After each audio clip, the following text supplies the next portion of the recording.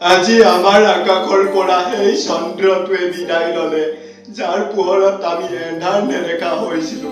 আপোনালোকে ভাবিছে নেকি এয়া এজন সাধাৰণ গায়কৰ মৃত্যু? নহয়, এয়া এটা ভাষাৰ মৃত্যু। এয়া এটা সংস্কৃতিৰ হাহাকাৰ।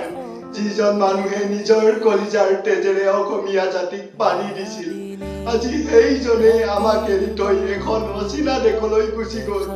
কৈছিল নহয়, মই গুচি গলে কোনে চাব মোৰ সোণৰ অসমখন। আজি জুবিন দাৰ সেই কথাটোৱে বুকুত কাঁইটৰ দৰে বিন্ধিছে। যিসকলে তেওঁক জীয়াই থাকোতে মৰম দিব পৰা নাছিল, যিসকলে তেওঁৰ সৰলতাক লৈ উপহাস কৰিছিল, আজি তেওঁলোকেও চকুলো মচিছে। কিন্তু এই চকুলোৰ কোনো মূল্য নাই।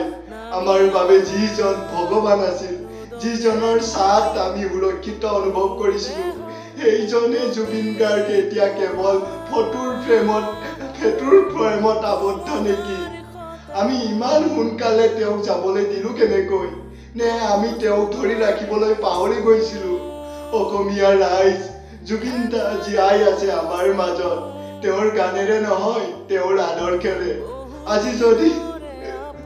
আজি যদি আপুনি সঁচাকৈয়ে তেওঁক হেৰুৱাই কান্দিছে, তেন্তে সেই কান্দোনক শক্তিলৈ ৰূপান্তৰ কৰক।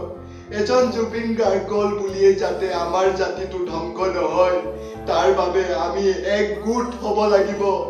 এই ভিডিঅ'টোৱে আজি প্ৰতিজন অসমীয়াৰ বুকুত ধৱনি তুলিব লাগিব। জুবিন দাৰ প্ৰতি থকা মৰমৰ বাবে অন্তত এবাৰ এই ভিডিঅ'টো শ্বেয়াৰ কৰক। কমেণ্টত মাত্ৰ এটা শব্দ লিখক, জয় জুবিন দা। মোৰ এই সৰু চেনেলটোক সাৰথি কৰি লওক, কাৰণ আমি জুবিন দাৰ যুঁজখন আগুৱাই লৈ যাম।